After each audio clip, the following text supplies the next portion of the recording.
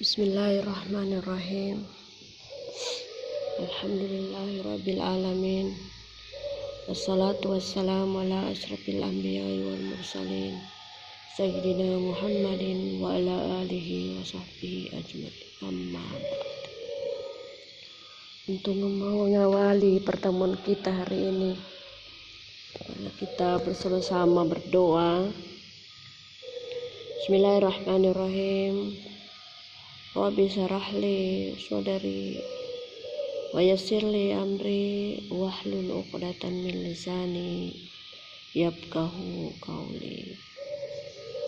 Allahumma zidna ilman warzuqna fahman sahiha. Amin. Allahumma amin.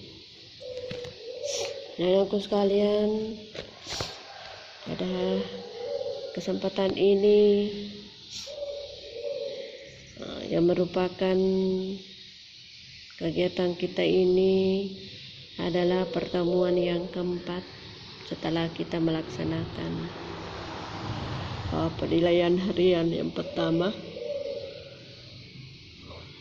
Namun pada hari ini saya tidak melanjutkan materi, akan tetapi saya mengulangi atau mengulas kembali mulai dari pertemuan pertama sampai akhir pertemuan minggu lalu. Kenapa saya mengulas seperti ini?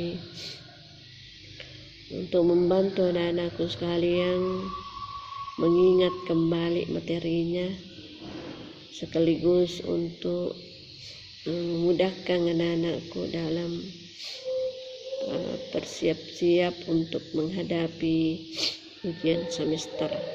Olehnya itu mohon perhatian sejenak, dan silakan Anda membuka materinya mulai dari awal sampai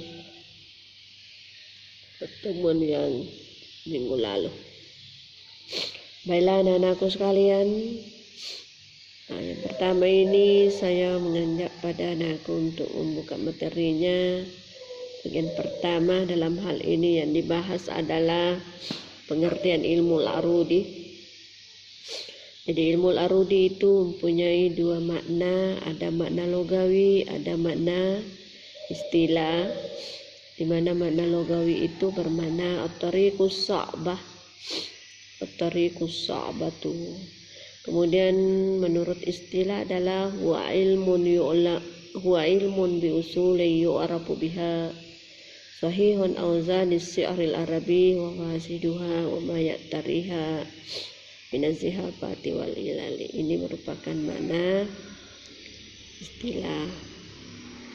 Selanjutnya dari materi atau kajian yang ada pada ilmu al-arudi ini adalah as-syi'rul arabi, adalah syair Arab. Karena materinya ini adalah bahasa Arab, maka tentunya syairnya yang dimaksud itu adalah syair yang berbahasa Arab. Karena saya kira di bahasa Indonesia juga itu ada. Iya. Selanjutnya, dalam suatu ilmu itu tidak mungkin langsung begitu saja ada ilmu, tetapi mesti dan harus ada orang yang memprakarsai untuk menyusun, membukukan dan sebagainya. Sama halnya dengan ilmu al-arudi, bahwa ada seorang sastrawan atau ilmuwan yang menyusun ilmu ini yang bernama Al-Halilu Banu Ahmad Al-Farahidiyul Basyariyu. Jadi itulah nama pahlawan atau nama ilmuwan itu yang menyusun ilmu arudi. Waktunya itu pada abad kedua, yakni fil qarni tsani minal hijrati, tepatnya pada abad kedua. Selanjutnya, mengapa ilmu arudi itu dinamai ilmu arudi? Karena yang menyusun tadi itu adalah Halil. Itu dia menyusun di suatu tempat yang terkenal di mana tempat itu adalah Makkah, antara Makkah dengan Taif. Nah, disitulah Al-Halil itu menyusun ilmu Arudi ini. Selanjutnya, bagaimana manfaatnya? Kenapa kita pelajari itu? Ya, ada manfaatnya, yakni tamyizus syi'ri min ghairihi, dapat membedakan syair dengan yang bukan syair. Karena terkadang itu ada kata-kata yang kita susun, ada kata-kata yang kita susun sepertinya syair, tetapi bukan. Jadi untuk mengetahui ini adalah syair benaran, ini adalah syair palsu, ya harus kita dalami yang namanya ilmu Arudi. Karena kapan kita dalami ilmu Arudi, pasti kita tahu bahwa yang dibuat si A, B dan sebagainya ini bukan syair, ataukah yang dibuat itu adalah ini syair benaran, ataukah kita tahu bahwa ini syair lemah, artinya kurang bagus, nilainya tidak maksimal dan sebagainya dan sebagainya. Nah, disitulah kita tahu. Yang intinya apapun apapun statusnya syair itu, kita tahu kalau kita toh sudah mendalami yang namanya ilmu Arudi. Selanjutnya kita masuk pada mukadimah yang pertama. Pada mukadimah yang pertama ini menyangkut masalah rukunnya. Nah, rukun itu ada dua, ya. Yang pertama mutaharrika yang dimaksud di sini adalah berbaris. Nah, kita tahu baris itu ada 4. Nah, yang dimaksud di sini berbaris adalah berbaris fathah, berbaris atas, berbaris fathah, berbaris kasrah, berbaris dhamma, ataukah baris atas, baris bawah, baris dhamma. Itu termasuk rukun ilmu Arudi. Kemudian yang kedua adalah sukun. Berikutnya disebut sebagai baris mati. Jadi itulah yang menjadi rukun daripada ilmu Arudi. Selanjutnya penyebab adanya hal-hal yang hal-hal berikut itu, penyebabnya adanya rukun itu. Tadi itu adalah rukun mutaharrika dan sakana akhir, sehingga muncullah timbangan yang terdiri dari 3 timbangan dalam hal asbab, dalam hal autat, dalam hal fawasilah. Jadi hal ini ada namanya sebab, ada namanya watat, ada namanya fasilah. Dari ketiga hal ini itu sebenarnya terdiri dari 10 huruf yang terpisah-pisah. Kalau yang terpisah-pisah itu dikumpulkan lalu menjadi kalimat yang berbunyi lamaat suyupuna. Seandainya tidak terkumpul, tidak berbentuk kalimat, itu pasti kita sebut satu persatu dari 10 hurufnya itu. Akan tetapi karena kecerdasannya para ilmuwan itu, bagaimana huruf yang 10 ini supaya mudah untuk kita ketahui, supaya mudah untuk kita hafal, kita jadikan, kita akan susun dalam bentuk kalimat. Nah, inilah hasilnya lamaat suyupuna, yang artinya telah mengkilat pedang kami. Selanjutnya dari 3 hal yang tersebut di atas tadi yang telah saya sebutkan, saya akan urai satu persatu. Pertama adalah sebab. Apa itu sebab? Ingat, sebab itu adalah hanya menyangkut 2 hurufnya.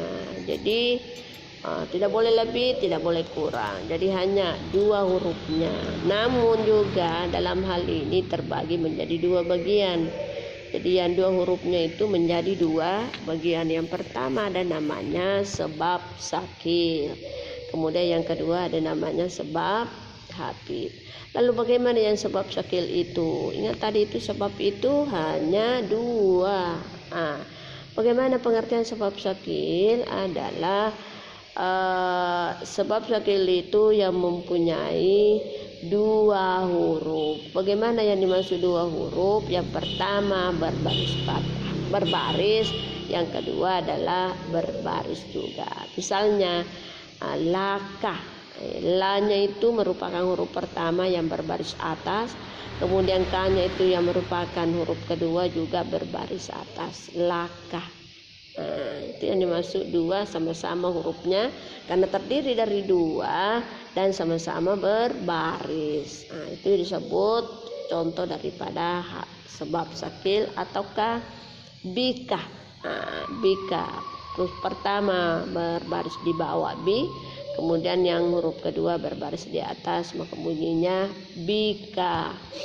Lalu pembagian yang kedua adalah as-sababul hafif. Sebab hafif itu, ini sebab tadi dua huruf. Ini juga dua huruf.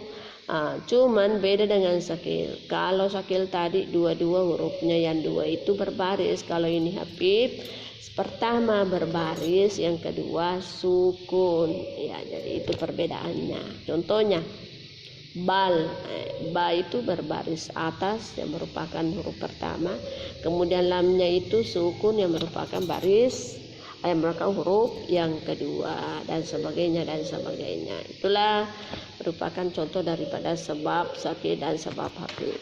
Selanjutnya pada bagian kedua atau hal yang kedua adalah al-watat. Al-watat ini terbagi dua juga, ada namanya watat majmu dan ada juga watat mafru. Yang dimaksud majmu itu adalah terkumpul. Majmu itu terkumpul, kemudian mafruk itu terpisah. Kita akan lihat buktinya apa betul terkumpul. Ya, yakni terdiri dari 3 huruf, di mana huruf pertama, huruf kedua sama-sama berbaris dan huruf ketiganya adalah sukun. Itulah disebut terkumpul. Terkumpul 2 hurufnya, lalu huruf ketiganya adalah sukun. Contohnya adalah na'am. Nunnya berbaris atas merupakan huruf pertama, kemudian huruf kedua ainnya juga berbaris atas, kemudian huruf ketiga mimnya itu adalah sukun. Itu termasuk watat majmu. Kemudian pembagian yang kedua adalah watat mafruk. Tadi saya sebutkan adalah terpisah. Bagaimana yang dimaksud terpisah? Yakni ketiga hurufnya, dan ingat ya, watat itu 3 huruf, masing-masing 3 huruf. Jadi 2 pembagiannya tetap mengikut pada 3 huruf, tinggal prosesnya yang beda. Kalau tadinya majmu, 2 hurufnya dulu sama-sama berbaris lalu sukun. Kalau mafruk karena terpisah, yakni huruf pertama berbaris, huruf kedua sukun, dan huruf ketiga berbaris lagi. Ini terpisah kan? Tadinya sama-sama baris. Nah, ini terpisah. Contohnya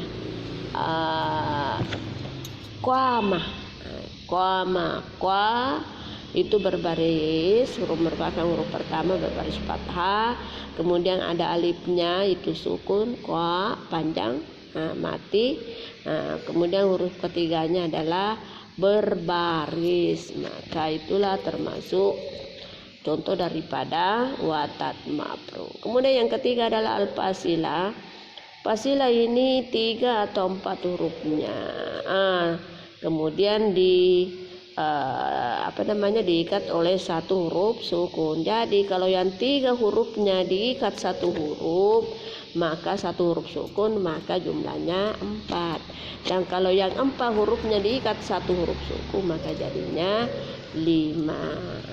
Ini lagi terbagi 2, ada namanya fasilah sugoro, ada namanya fasilah kubara. Fasilah sugoro itu kecil, kubara itu besar. Artinya apa itu? Kalau dia masuk pada bagian fasilah sugoro, berarti ini kecil, sedikit jumlah hurufnya dibanding dengan fasilah kubara. Fasilah kubra itu lebih banyak jumlah hurufnya. Kita akan lihat contohnya. Jadi ingat, fasilah sugara itu otomatis dia memiliki 3 hurufnya, diikat oleh 1 huruf sukun, maka jadinya 4. Contohnya adalah pa'alat.